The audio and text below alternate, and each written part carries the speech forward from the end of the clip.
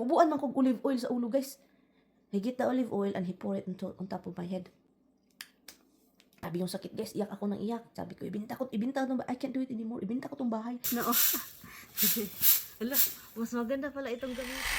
Linis tayo, linis. Ang kapal na, oy. Ang kapal-kapal ng snow. Maglinis na tayo. Tara guys, linis tayo guys. Mag-gloves tayo guys bago titigas itong ating mga kamay. Ang ganda sa feeling kapag may gloves. You know, at may medyas. So, nalinis ko dito na side guys. Dito oh. Nalinis ko dito na side. It's very heavy. It's heavy guys. So, yan siya.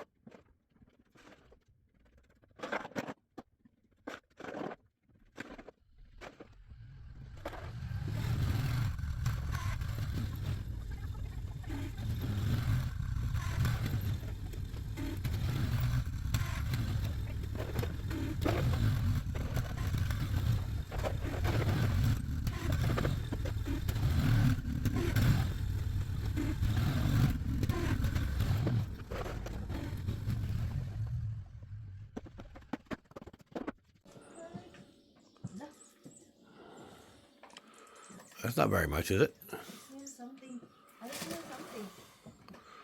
Narinig niyo yung asawa ko? Sabi pa niya, not very much daw yung pagkain, guys. Isang sako. Sako yan ha, pagkain ng ano. Ay nako, sabi pa niya is not enough daw. Sabi ko, brand new man ito dong. Hindi pa man ito na-open. Kasi sabi niya sa akin, did you feed your kids? Sabi ko, yes, I did. Oo naman, pinakain ko yung aso't pusa. Pero sabi niya, how about the outsider kids? May outsider pa pala, guys. Yung mga ibon niya. Your camera.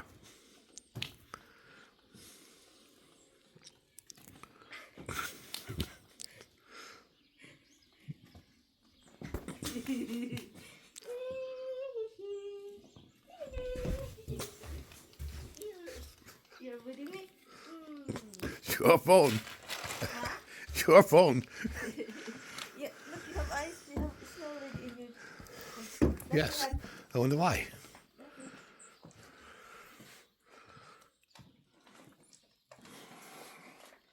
Kapoy ni isno guys. Hinlo tag isno. Daghan tag isno oh. Hala, mas maganda pala itong gamitin guys. Oh? Oh? Mas maganda pala itong gamitin oh. Dito sa concrete.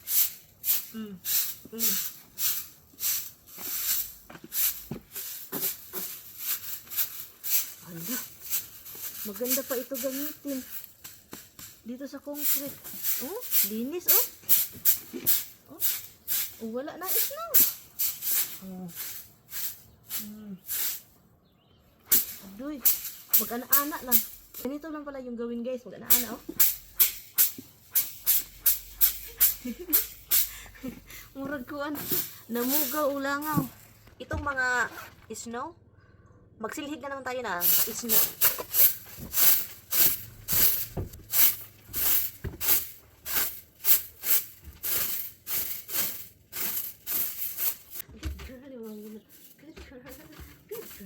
you. Yes, good girl. Good girl. Yeah, yee. Good girl. Good girl. Good girl. It feels so good. Feels good. Good girl naman.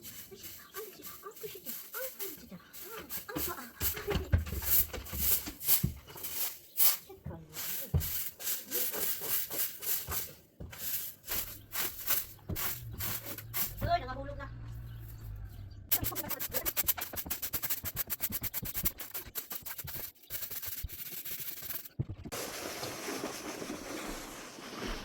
Okay. Ganon. That's how you do it. You use your foot. Hala, mabigat na ito ba?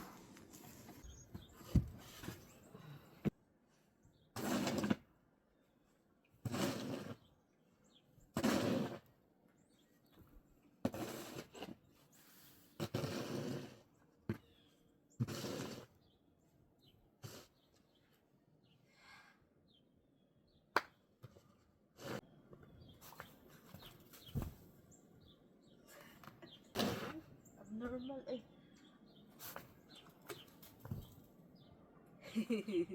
Abnormal ito.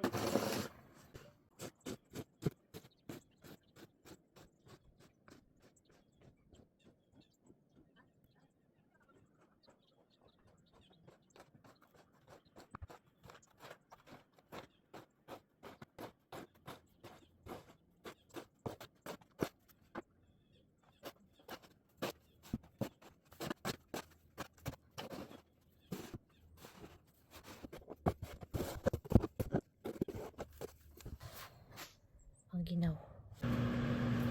So, kahit meron pa kaming nag-ano ako dito, nag-defrost ako na naman ng squid. Kasi, ang gagawin ko is, gagawa po ako ng adobo. I don't know if you called it adobo, but mauna na siyang lapitan, no? Squid. So, sinabi ko kay mister na maaga po ako ngayon magluto kasi para naman makapag-relax-relax din ako at pag, alam niyo na, hindi lang ako palagi nasa kusina, ang dami ko kasing gawain, magluto, kakain, and then pagkatapos maglinis. So, ngayon guys, sabi ko kay Tami, bago ko ito dinifrost, sabi ko sa kanya, mag-defrost ako ng squid. Kasi yung squid, masisira lang yan siya. Hindi kasi tayo palaging gumagamit ng seafood para gawin nating seafood salad. Kasi yung seafood salad is, hindi yan paminsan lang talaga yan guys, namin gagawin. So, kaya masisira lang yung mga seafood. Marami-rami pa doon guys sa baba. So, hindi ko niluto lahat kasi baka maisip niya ba na hala, niluto mo na yun lahat, binili ko yun sa seafood salad kasi gusto talaga niya yung seafood salad pero once in a while lang talaga yung seafood salad. Sabi ko ay gusto kong maggawa ng adobo, gusto ko Filipino style na seafood. Sabi pa niya, okay, so ngayon nagluto ako ng sobrang aga para naman meron kami makain at nagustuhan naman niya guys, masarap-sarap siya ipare sa luto yun, may sabaw-sabaw kasi ito pero meron ako ditong naalala na hala, bakit walang amoy, dapat meron itong kulikot ba yung green na sili na malaki-laki yun, at saka wala man ako niyan guys, I think natapos na, so buti na lang meron ako ditong jalapeno, natapos na ito yung laluto, nakalimutan ko, so kaya naghanap ako sa freezer kasi nasa freezer talaga lahat yung mga ganyang bagay, no, yung mga galing sa garden para hindi masira. So, kaya yun. Ang sarap-sarap niyan, guys. Promise. Kahit konti lang yung mga nilalagay kong toyo, oyster sauce, ganon. At yung nagpapasarap sa kanya is yung jalapeno, guys. Manghang-anghang yung sabaw. And then, yun. Sobrang sarap. So, yun. Nagustuhan naman ni Mister. At hindi ako masyadong magluluto ng seafood na mga ganito. Kasi si Mister, sobrang picky yan sa mga seafood, guys. Gusto niya yung parang, yung kung anong nasanayan na, yun lang talaga. Pero kumakain naman siya. Pero alam niyo na, nasasayangan siya kasi hindi nga luto nila. Alam niyo na, Italian, oy. Gusto niya yung mga salad-salad, yung mga, ewan ko na salad-salad. Mas masarap pa itong adobo eh. Mabango, ganun, maanghang-anghang. But anyway, tapos na tayo guys. Thank you so much for watching. Hello guys. Alam niyo ba kanina, grabe kong iyak ngayong umaga. Umiyak ako kasi, nagluto siya guys. Grabe guys, sabi ko hiwalay tayo. Hiwalay tayo, ibenta ko tong bahay. So, ako guys, nasaktan man si Indamiran guys. Kasi, nagluluto siya guys. Sabi niya sa akin, and then I like what he cook, and then design with all the design ba. Sabi ko sa kanya, can you give me some? And then, ginano niyang kamay ko guys. Don't eat that. Kasi that's for the girls. Sabi ko, sinong girls? Alam niyo naman ako. Sinong mga babae? sa mga girls sa trabaho, ito talaga. Dahil ito sa mga comment na, dahil ito sa mga comment na, iwan ko na lang. Nasaktan ako. Yung sakit guys, grabe yung sakit. Pagkatapos niyan guys, alam niyo ba kung anong ginagawa niya? Kasi iyak ako ng iyak. And then sabi ko, I cannot do this anymore. So umupo ako sa sahig. Umupo ako sa sahig. And then gibubuan man kong olive oil sa ulo guys. He get the olive oil and he pour it on top of my head. Sabi yung sakit guys, iyak ako ng iyak. Sabi ko, ibinta tong bahay. I can't do it anymore. Ibinta ko tong bahay.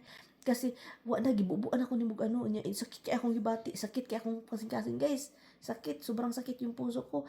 Hindi mo ako pinapakain ng mga niluluto mo. Nabaliktad na ba? Palagi niya akong pinapakain. Pero, yun siya, sabi, hindi mo ako pinapakain. Inano mo yung, sinaway mo yung kamay ko na, hindi. Ang ganda kasi ng ginawa niya. Very colorful. Ganon. And then, ang tawag nun, may design ba? Para siyang pasta siya guys. Dinesign niya with different color and then may something sa ilalim. So, takam na takam ako. Sabi niya sa akin na, don't eat that kasi that's for the girls. Guys, nasaktan. Grabe ang sakit guys. Para akong bata. Naglimpat, ako sa sahig, naiyak. And then gibubuan. Yun, get an olive oil, pour in top of my head. Grabe yung iyak ko. Sabi ko, ibinta ko tong bahay. I cannot do it anymore. Ang sakit-sakit. Ako. Grabe iyak ko guys. Panaginip lang palaman guys. Nanaginip pa na ako guys. Pasta perting basa sa ko dito mata ko kasi umiyak talaga ako guys. Kasi nasaktan ako. Alam niyo naman si Indamirian, malakas kumain. Hindi ako pinakain. Para daw sa mga babae.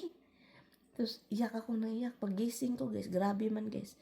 And then, yun din yung pagbangon ni Mister. Bumangon siya. Sabi ko, where are you going? You hurt my feelings. We're gonna sell the house. You hurt me. You don't leave. And then, nagyayaw. Guys. Nag-ano man ko, guys. Naglitan niya man. Hindi, berian. Muna pagbangon ni Mister. Damgura dito. Ginip lang pala ako, guys. Tapos nun, guys. Alam niyo ba? Tawa siya ng tawa, guys. Kasi mura daw ko si I Love Lucy daw. Sinaktan daw yung asawa, binugbog ng unan dahil sa panaginip. Tawa siya ng tawa, guys. Ako pa, guys. Yung sakit, andito pa ba? Kumirot pa yung puso ko, guys. Gising na ako. Panaginip lang pala.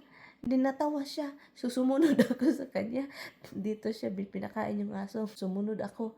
And then sabi ko, it really does hurt my feelings. Tawa siya ng tawa, guys. Sabi niya sa akin, para ka talagang si Lucy. Kapag magdamgo, parang totoo. Kanang si Lucy. I love Lucy kasi, guys. Show na sila ba?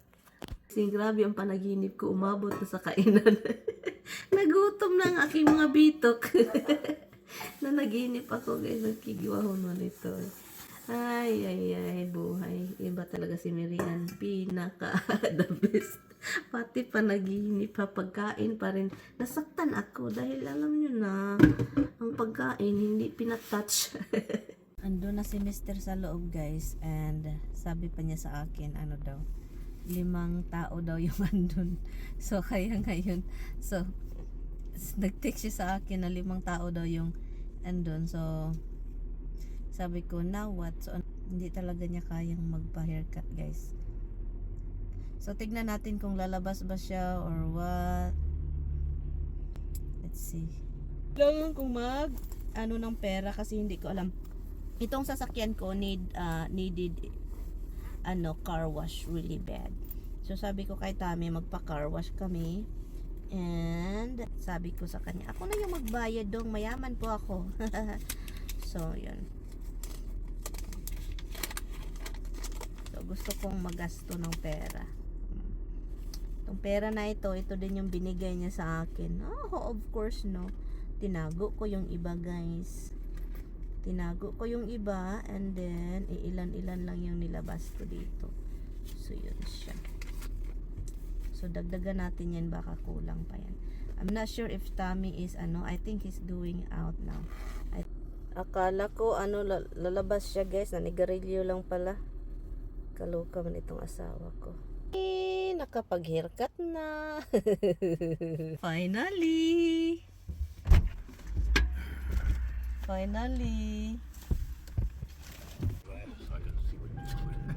it's fine. Like, it's okay compared to before, seriously. So, tapos na siya, guys. Look at him. Hi. Aye. 4 hours to get a haircut. Tulugon dyan ko, guys, sa kahahintay doon. Ang tagal ng anong haircut. It's like a lot of people coming and they keep ignoring my husband. I feel bad. It's like... so... Made reservations. Ha? Made reservations. So, yun, sakit ng mata ko, natulugon ko. Sa'yo kasi ako nagising kanina, guys, ang aga. Mga nasa, I woke up this morning, 5, and then I tried to go back to sleep, and that was the dream happened. Ay. So, nanaginip man ako, guys. Masama yung panaginip ko, eh. So, punta kami sa, car wash. And then, next is Walmart to get his cheese. And that's it. I still have to make a burger, guys. And I don't really like doing dinner late, like preparing all what I have to do. Ayaw ko yung ganyan, lalo na kung katulugon kay ko, yung gusto kong matulog. At least my husband is having new haircut. At least he is new. He is new. Look at it, ay, guwapito ng baby. Smile love. Yee! Sa wakas, maka-car wash na din itong akong sasakyan. Sobrang dumi, guys. It's been like how many years this car na wash. So, finally, nandito tayo sa car wash. So, yun. What the heck is that over there? Touch-free wash?